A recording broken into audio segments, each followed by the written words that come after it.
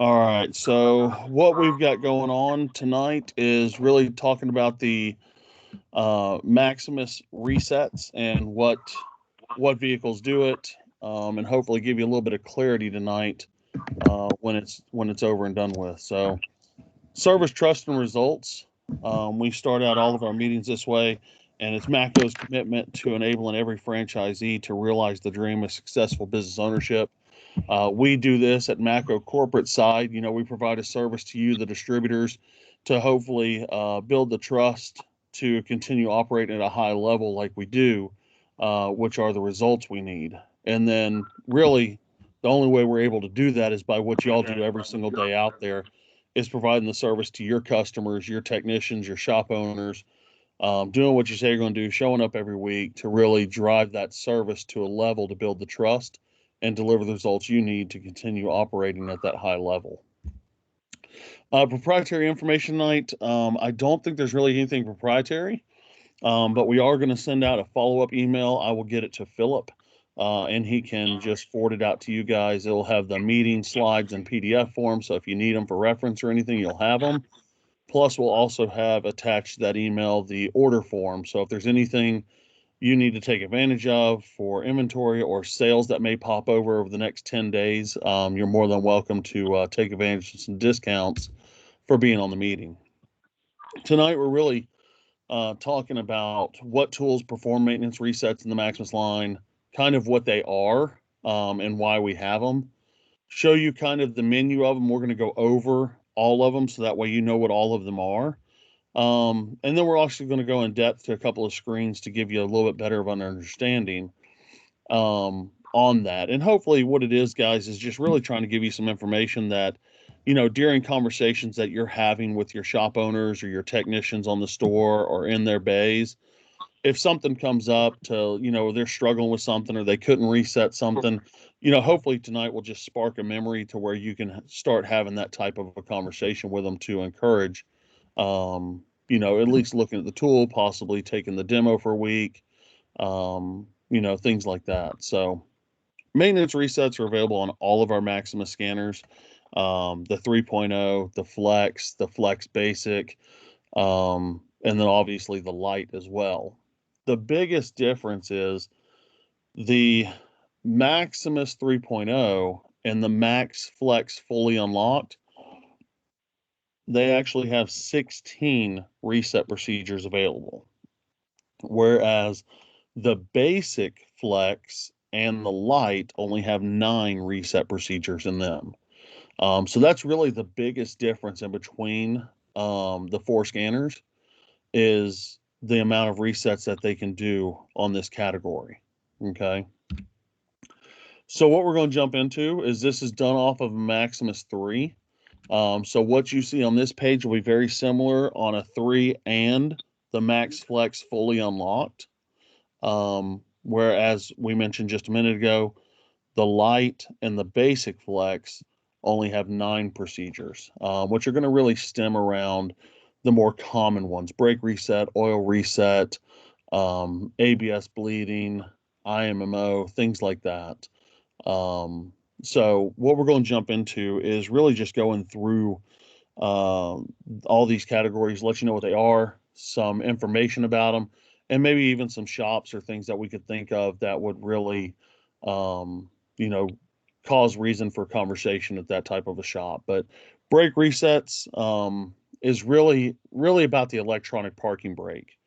It started, a lot with the European vehicles, um, having to disengage electronically, having to disengage that brake in the rear in order to do a simple brake service, compress the calipers, things of that nature. However, it will also get into some of the Europeans that have the brake wear sensors.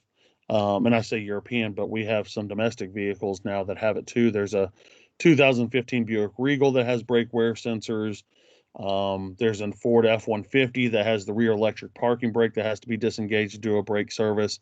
There are some Chrysler vehicles that have that same electronic parking brake that have to be disengaged. So it started with a lot of European vehicles and it started bleeding over into the domestic and the Asian line as well. I was actually on a phone call about a week ago where the guy did not understand or did not know that a 2016 Honda Civic actually had to have the brake disengaged for it for a basic service. So definitely something that gets them into the job and gets them done quickly and gets them back out. It's really like a hotkey. Oil reset, exactly what it sounds like. It's straightforward. Whether it is, and the cool thing with ours is whether it is a manual process or an electronic software process, we have it in our tool. So if, for instance, some of the older Chevy vehicles, you used to have to turn the key on, stomp the gas pedal 3 times within 5 seconds, and it would reset the oil light. So that's obviously a manual process. If the customer was unsure of what year they switched to an electronic process, they could absolutely go into the oil reset, select that vehicle, and if it's a manual process, it'll actually do a pop-up box with the manual procedure listed there for them to do. And then, of course, if it is an electronic software reset, it'll just say software reset. They'll go into it, and then they can set the percentage the way they need to. The cool thing with the electronic side is a lot of our vehicles, we actually have the ability to put the percentage in.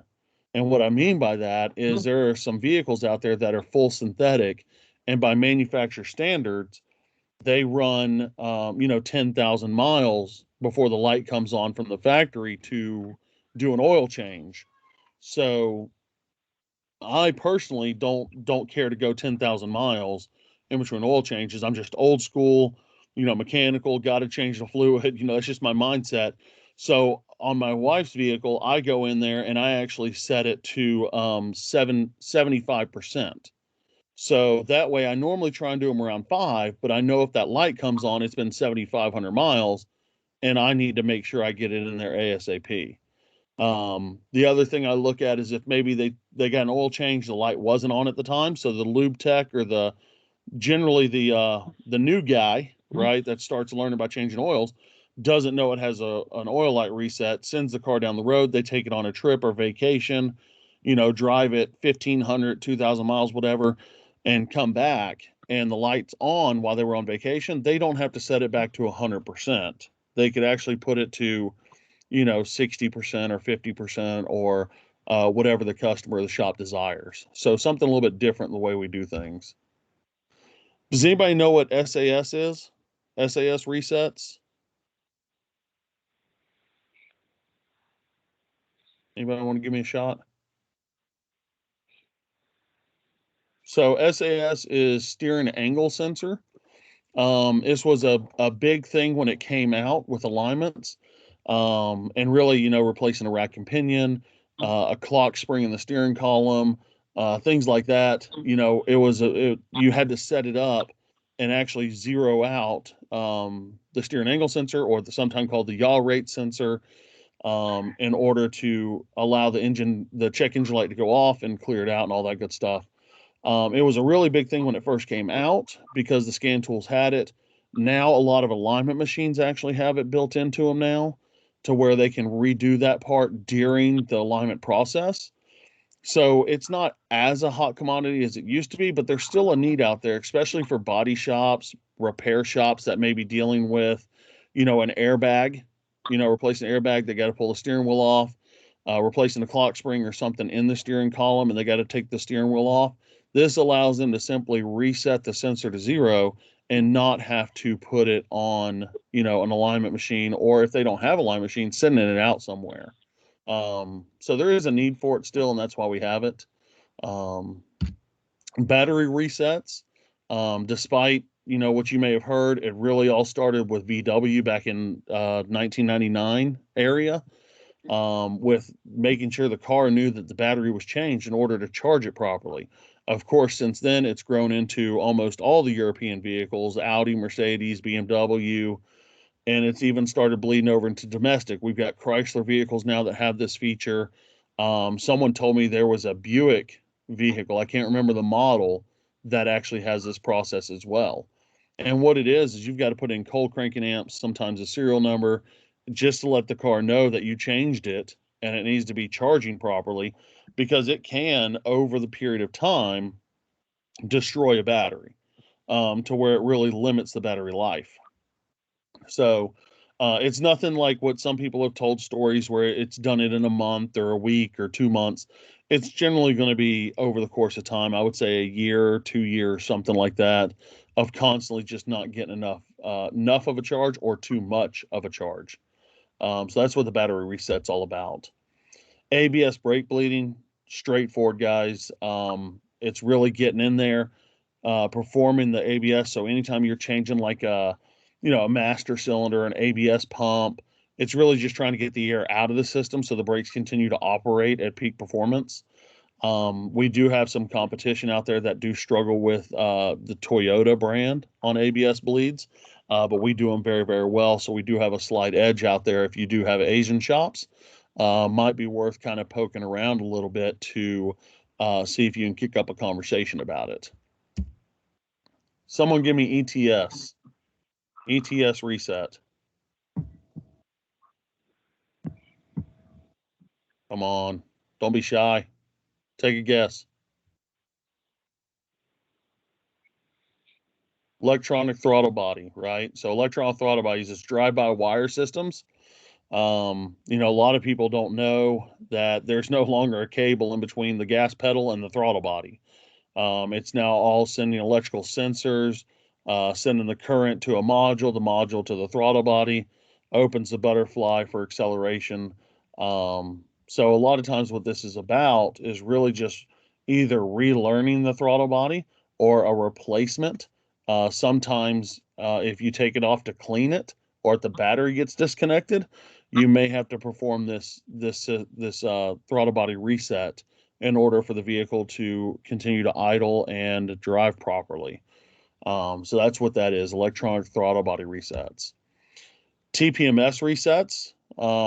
This is not where you're going to program sensors or trigger sensors. This is more about being able to go in and retrieve TPMS codes and clear the light.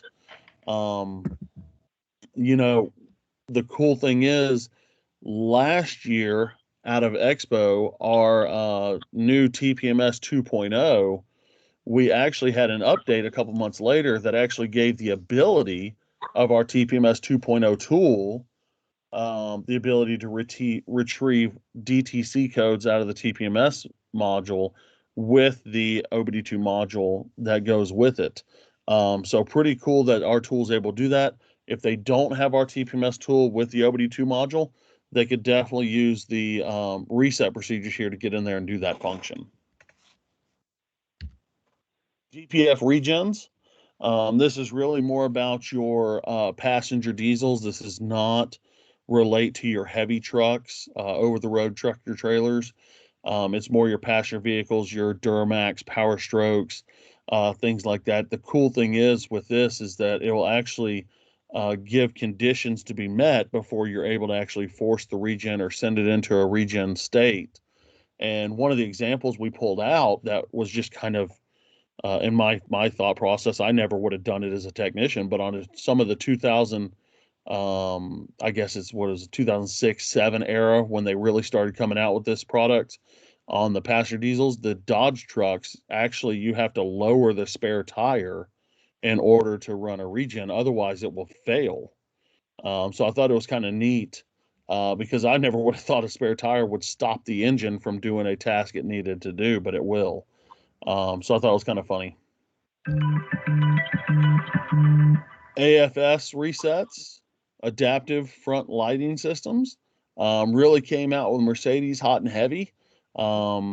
Sprinter vans are another car. We've got BMW that's jumped on it. We've got some Mazda, Nissan, Toyotas are starting to bring this in, and it's really the adaptive front lighting is really used on vehicles as they're going into to like sharp cornering.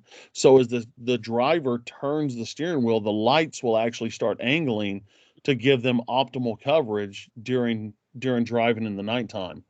It can also have an effect if they have a heavy load in the back. So if the back end of the vehicle or truck were to be under a load, the vehicle would now know to angle the headlights a little more down so it's not staring at the trees. So it's a really cool system they come up with. And, I think of body shops, right? Obviously, front end collision, replacement of headlight assemblies, you've got to relearn it. Alignment shops, if they're doing a lot of stuff replacing parts on alignments, ball joints, tie rod ends, things like that, once the car's aligned, they really need to recalibrate the adaptive front lighting on the car so that way it continues to operate the way it's designed. Um, and like I say, this stuff came around probably about within the last, I would guess, probably 8 years or so that this has really started coming around. And it's, believe it or not, with the ADAS stuff that's out, this is going to be something that's going to be one of those things where it's just going to continue to grow because they see it as a driver convenience and a safety standard.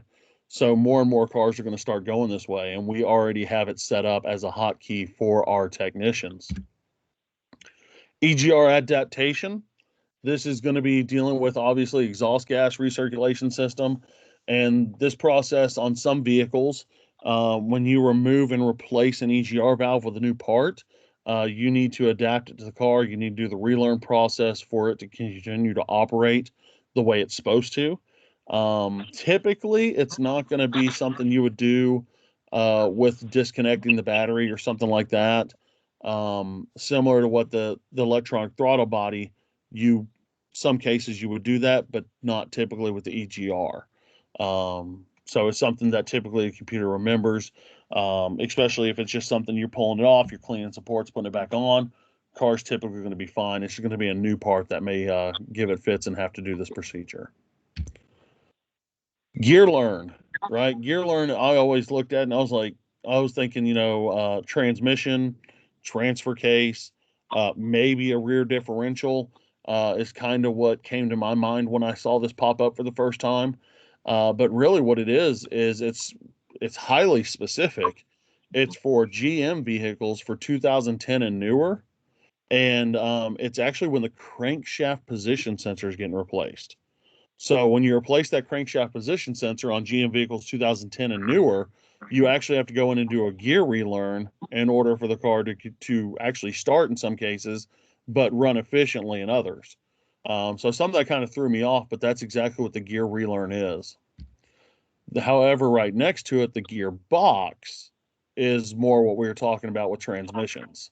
This is going to be where you're resetting shift parameters, resetting the adaptation of the transmission so that the transmission learns during driving, right? So I think of general repair, obviously, would be a conversation if they're doing anything about reman transmissions or rebuilding them or swapping them out. So it's a conversation there. Transmission shops, right? If they're specialized in transmissions, that would be a good shortcut to bring up or good hotkey to bring up at that place as well. IMMO. It's got to be an easy one. Someone's got that answer. Someone spit it out. What's IMMO? Been in for a long time. Is it because I hit record on this one? Is that why y'all are being shy? It's keys. There you go. Thank you. Keys, right? Immobilizer, mobilization. This does a really, really good job of getting you to where you need to be to duplicate keys or key fobs without having to hunt them down. For instance, I had a Tahoe years ago now, up in Brock Hinckley's area in Cartersville. It was a body shop, and we hunted a long time. I went to every place I thought I could on that Tahoe. Instrument cluster, body control module, driver's door module, passenger door I mean, I just kept going through modules trying to find out where in the heck I go to program a key fob. Um, and lo and behold, it ended up being in the lift gate module of all things is where they actually hid the key fob programming. So the IMMO button definitely would have sped up that process, allowed us to get right into where it needed to be, duplicate that key fob, and get out of there. So that's really what it is. There are some other ones that we do really well with. For instance, Honda, Lexus, Toyota, Nissan. We do those keys very, very well without having to duplicate it. Chryslers, you typically need to have that 4-digit pin from the factory, which a lot of times your shop owner can send over a copy of a business license and a copy of an RO, showing and proving that you have the car, you are a shop, and you're working on it. You need the code. So typically they're pretty lenient with that type of stuff. As long as you can prove you have the car in your possession, you are a shop. So once you get that 4-digit key, program a key, key fobs, anything, it's pretty slick the way it works. These last three here are pretty new for us. The injector coating, and it really just came around. I think it was Kia was one of the first ones. 2016 and 18 models came out with it. Nissan has a few, and Mercedes has a couple right now that I know off the top of my head. That the injector, once you replace it, you've actually got to go in and code it to the vehicle for it to actually operate. And some people may refer to it as like a fuel trim or fuel trim file or something like that. Typically, those are diesel guys, but just in case you hear that terminology, that's what it is. Sunroofs. I relate this really to BMWs. It's the first one that I ever really knew of. You could actually replace a driver's window on a BMW, and once you were done, you could roll the window up, but as soon as you let go, it would just roll itself all the way back down because it needed to be calibrated to the car, so it knew what full up was, full down, things like that. So it'd be calibrated for that motor for that vehicle. And this is the same thing with a sunroof, right? When they replace a sunroof module in the top or the whole assembly, which is way most of them are doing them now, they've kind of stopped doing individual parts more recently. They just replaced the whole thing. Um, but it's got like rain sensors right on the window. You've got some cars where lights will automatically come on, wipers will start going as soon as rain is sensed on the glass. They have sunroofs out now that will automatically close when the rain sensor detects water. And being able to calibrate that, I think of obviously a body shop comes to mind. And then if you have like leak specialist, like, glass company, Safe Light, things like that, that deal with replacement of sunroofs on a regular basis, maybe a good conversation for them, just to see what they're doing with them, how they're handling them. Are they sending them to the dealership?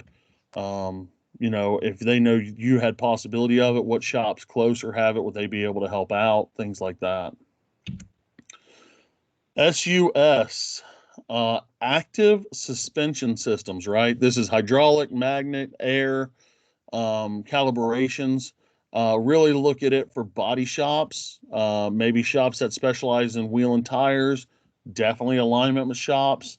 Because if they're replacing an airbag or they're replacing components on the suspension and that car has to be relearned its ride height, that's something that's going to be able to be done with our product, our tool. Now, the one thing I will caution you about is, for instance, we had a Dodge Ram was our first real experience with it.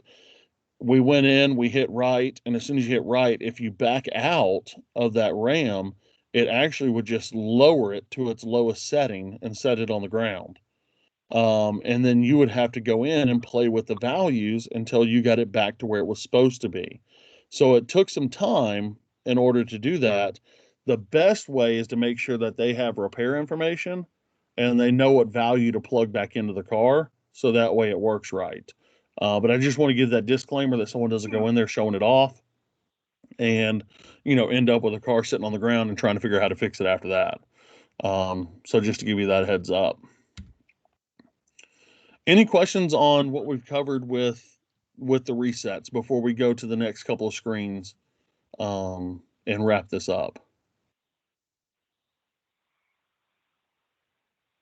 Has it all been pretty straightforward, clear information? Okay. So the next couple of slides are just really to kind of show you some differences in what we've done. So when we select oil reset, which we talked about a little bit earlier, this is the screen that we used to have. Okay.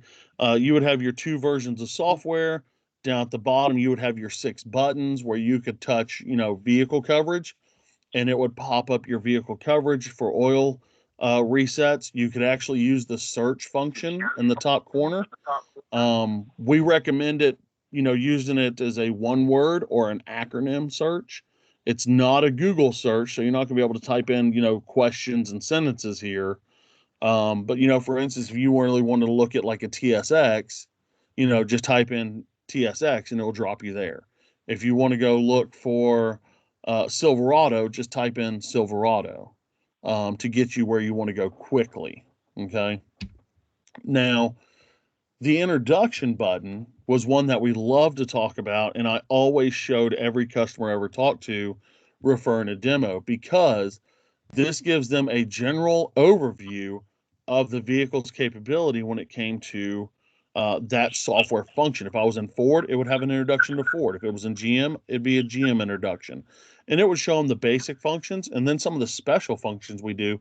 And the customer really could relate and start picking out important things that they relate to or things they've struggled with in the past that they find we do. So that's why I always touch on this.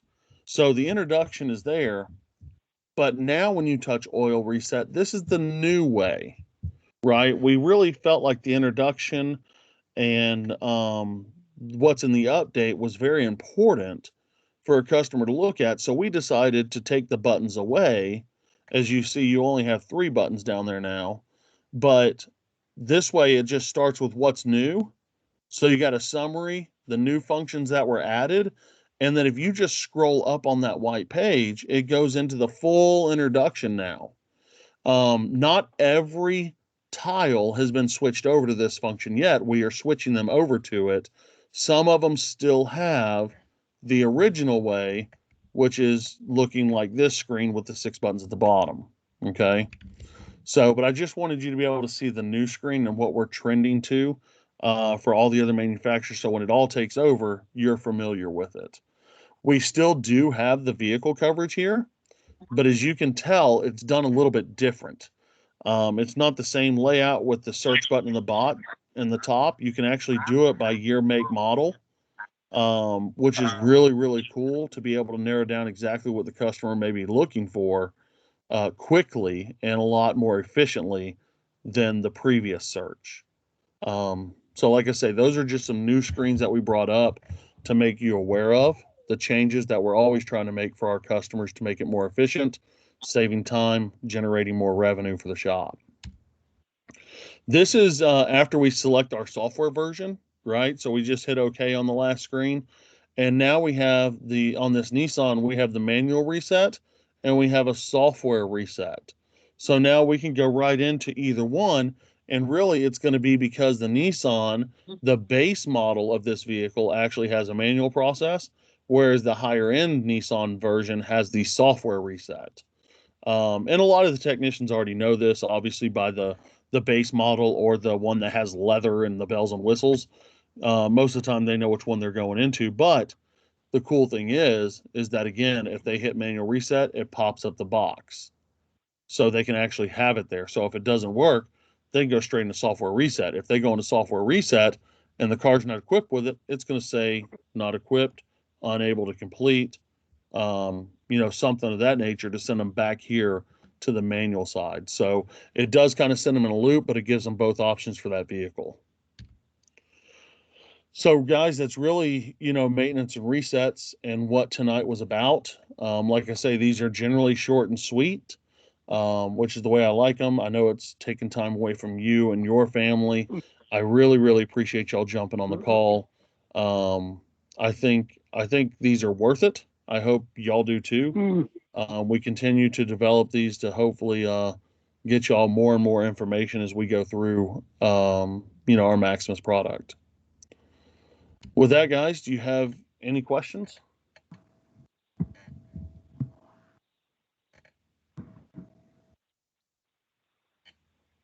I don't guess anybody does, Josh.